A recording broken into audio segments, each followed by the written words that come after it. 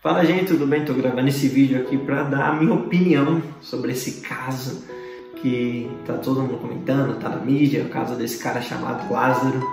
E eu tô gravando esse vídeo porque eu vi uma notícia hoje que me deixou bem triste, da Defensoria Pública de Brasília, né, do Distrito Federal, pedindo a proteção da integridade física do Lázaro caso ele seja capturado.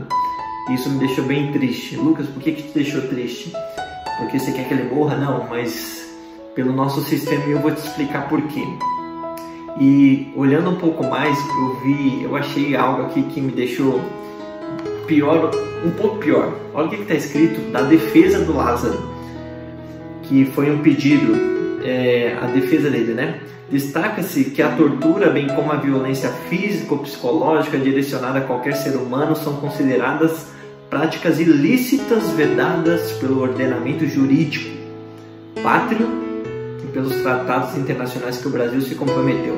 São valores absolutos que devem ser garantidos a todos, independentemente da conduta criminosa praticada.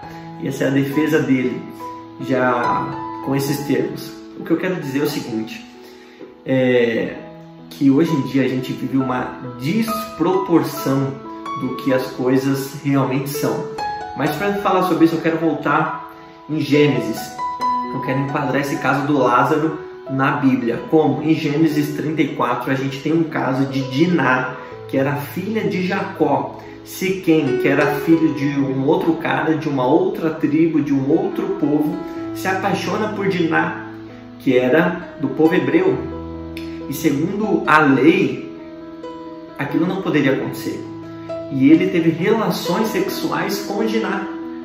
Ou seja, e agora? O que a gente faz? Alguém que era de outro povo teve relação? Vale lembrar que não foi caso de estupro. Então o que a lei dizia? A lei dizia que se alguém de fora tem uma relação com alguém que era hebreu, deveria se casar. Com o povo de Israel, deveria se casar. E esse cara, depois que ele cometeu esses atos pecaminosos com Diná, ele foi e falou assim: não, eu realmente a amo, eu quero casar com ela. E isso era o que a lei dizia que deveria acontecer. Mas aí o que acontece? Os filhos de Jacó, irmãos de Diná, falam o seguinte: olha, você vai casar com ela? Beleza, a gente vai te aceitar. Entretanto, vocês vão precisar ser circuncidados. Ou seja, todos os homens do povo de vocês aí. E a Bíblia fala que eles circuncidaram todo mundo, fizeram todo aquele povo se circuncidar. Passado alguns dias, quando eles estavam com mais dor por ter cometido aquele ato, os irmãos de Diná foram e mataram todo mundo da cidade, porque eles achavam que Siquém havia abusado de Diná. Ou seja, você percebe o princípio de desproporção que havia nisso? Só que naquela época ainda não existia lei, porque a lei foi dada através de Moisés, você sabe disso. Então, depois disso foi enquadrado na lei. Então, o que eu quero dizer é o seguinte: foi uma desproporção. Eles mataram uma cidade, mulheres, crianças, todo mundo, por causa de um ato de um cara. Então, quando vem a lei de Moisés, que é escrito que olho por olho, dente por dente, ele estava regulando a proporção, inclusive, da pena que alguém, ao cometer determinado ato, deveria sofrer. Só que hoje, lá naqueles tempos, a gente estava muito longe da proporção para o lado da proteção da vítima. Era extremamente protegida. Você matava toda uma cidade por causa de uma mulher que teve provavelmente o consentimento dela. A Bíblia não fala que foi estupro. E trazendo isso para hoje, os tempos vieram mudando.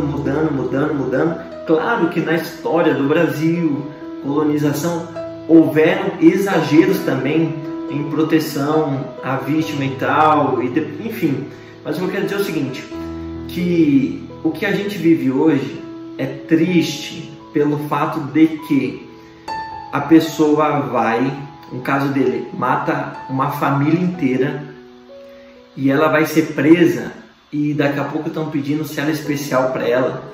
Ele vai ser preso e tá todo mundo olhando, cuidado com o Lázaro. Por quê? Porque hoje a gente tem uma super proteção ao criminoso, quando na verdade o olho por olho e dente por dente não deveria ser algo que espantasse a nós, mas isso era uma lei, e é uma lei que garante o convívio e a moralidade numa sociedade. Então a gente se choca se ele fosse capturado e falasse assim: agora você vai ter que pagar com a sua vida. Lucas, mas a gente é cristão, Lucas, o que você está falando?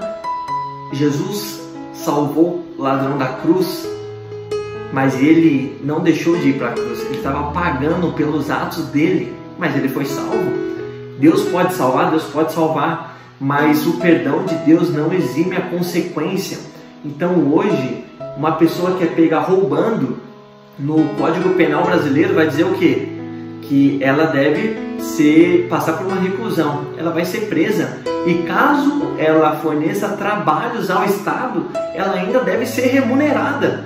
Ou seja, o cara é preso, ele está sendo bancado por nós dentro de uma prisão, e se ele ainda trabalhar lá dentro, ele ainda deve receber. Você percebe que quanto mais, e aqui eu quero fechar, quanto mais a gente se distancia isso da Bíblia, mais a gente vai tornando a sociedade frágil, mais a gente vai protegendo crimes, mais a gente vai protegendo corrupção, porque o ladrão que rouba, ele, se não acharem as coisas, ele não devolve nada.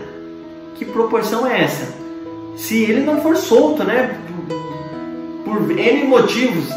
Então eu acredito que isso serve para a gente pensar e refletir, que por isso que eu falo que nós precisamos de pessoas cristãs no alto governo, para que essas coisas venham ser tratadas de formas bíblicas, para que não haja essa disparidade que há gigantesca hoje de superproteção a alguém que é um criminoso, entende? A gente ora para que a graça de Deus alcance a vida dele, mas existe uma consequência para o pecado, tá certo? A gente não pode também, Lucas, mas Jesus nunca extinguiu o olho por olho, dente por dente. Se você está pensando em usar Mateus, ele nunca falou isso.